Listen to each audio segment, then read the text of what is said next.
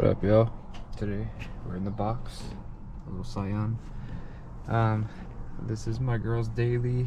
I've been having a misfire issue with it for a minute now. I've been chasing after the issue, fixing it. It keeps coming back. So today I'm going to be showing y'all how to do a compression test on your motor with one of these compression tester.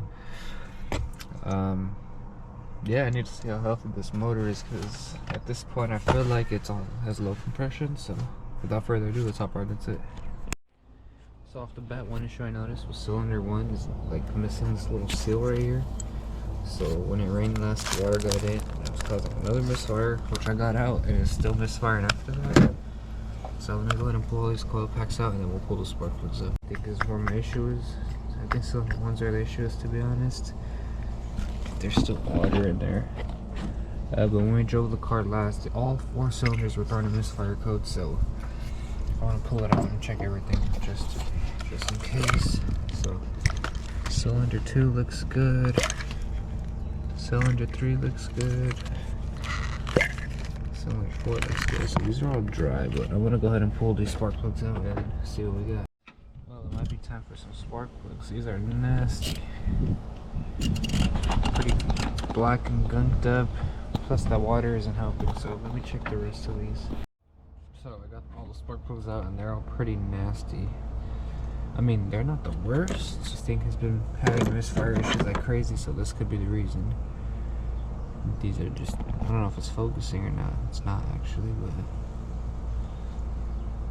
yeah, they're pretty nasty. So I'm gonna crank the engine over just like that. To be honest, I feel like this shit might have been flooding a little bit, because I smell fuel. So the compression test is easy to use. Once you have your spark plugs out, you just throw it in and give the engine a couple cranks, and yeah, we'll see where it's reading at. Usually it's easier with 2 people, so you could have one checking them with the pressures while he's cranking, but it's just me today, so let's see what we get. Cylinder 4. Oh, that is not good. Let me try one more time. Let's try one more time.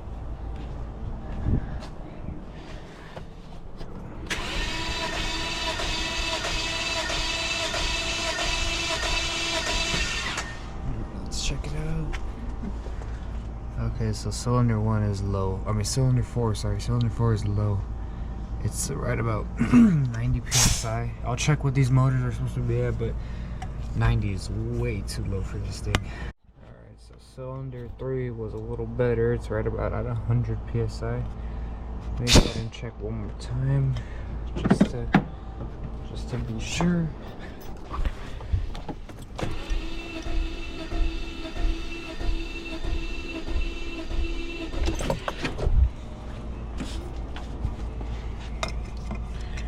And 100 psi. So cylinder 3 would be at 100 psi. I'm gonna go ahead and check cylinder 2 and 1 now. I'm gonna go ahead and do cylinder number 2.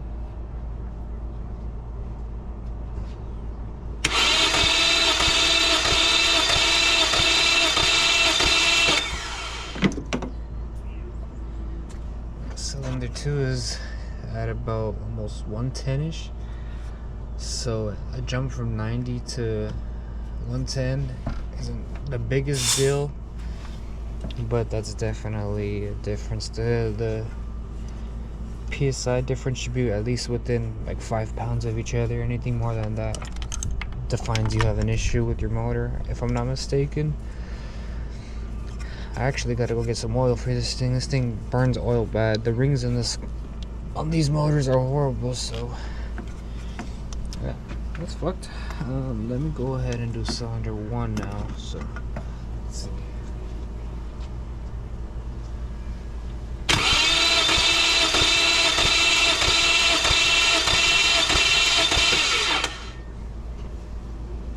And cylinder 1 is at pretty much 120 also. So it looks like cylinder 3 and 4 are trouble children here. Definitely cylinder 4 has an issue, but we know that 1 and 2 were almost at 120. 3 was, I believe, right about at 100 or so, and number 4 was at 90, so that's pretty bad. So cylinder 4 is probably going to be where our issue lies as far as compression wise. I do want to change out the spark plugs because they're nasty, so that's all bad. This motor's eventually going to need rebuilds or new rings or something, you know, because that's pretty much, you know, saving it. When you're at low compression like that, the motor is done for. So I put oil in it about a week ago. This is how much oil it has now. It's like almost bone dry. I also do know some people do compression tests when they're warm. The numbers may be different, so if that's something you would like to try, definitely go ahead. But I already kind of knew that this engine was on its way out, so I just decided to send it and do it cold, to be honest. So let me put it back together with the old spark plugs in, and I want to see if it's still misfiring like it was before. Now, I'm not 100% sure what the compression is supposed to exactly be at with these motors. In my case, like I said, I work with VQs, and compression on those at least like 150. That's pretty bad for a VQ. This one's at 90, so I know definitely this motor is done for. As far as the 120 goes, I'm not sure if that's a normal-ish number, but the gap between 90 and 120 is still too much. I want to say they should all be more than 120, but another factor of why it keeps misfiring is these spark plugs. These spark plugs are pretty bad. So now that I know the compression numbers and you know, I know what's causing a misfire, I'm gonna go ahead and put these back in just for now until I could go to the store and grab some spark plugs. But I want to see, you know, if this motor is somehow savable with maybe seafoaming it, or, you know, trying something at least. I don't know, because I know that low compression means the motor's done for. Obviously, you know, it's gonna have to be swapped soon, but I want to see how long we could make it last before it, you know, finally gives up on us. So let me go ahead and put it back together. We'll start it up and see how it sounds. Alright, so it's all back together. Let's go ahead and start it up, see how it sounds. Oh, maybe not. Uh-oh.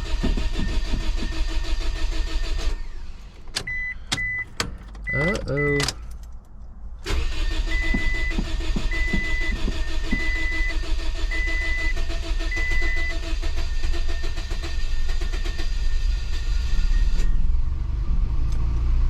That took long enough.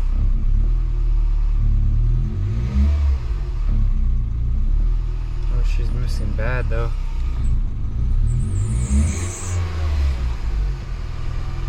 There we go. Now she's idling up like normal. That was weird. That took a minute. Sounds like the idle's pretty normal right now. It's not missing or anything. So I know it's a common issue with these things to have very bad oil consumption problems, which this one does have. Cylinder 3 and 4 have low compression in them, but I let it warm up, put some oil in it, and right now, as of right now, it's running good. So it's responding, you know, as it should. Oh man. So it sounds pretty normal for the most part. It's not missing right now, but it's definitely gonna need an engine soon, I can tell you that. So that's pretty much how y'all do a compression test. Figure out whether your motor's putting out good compression or not. In this case, she ain't putting out good compression, so we're gonna need to figure something out with this thing. So catch y'all on the next one.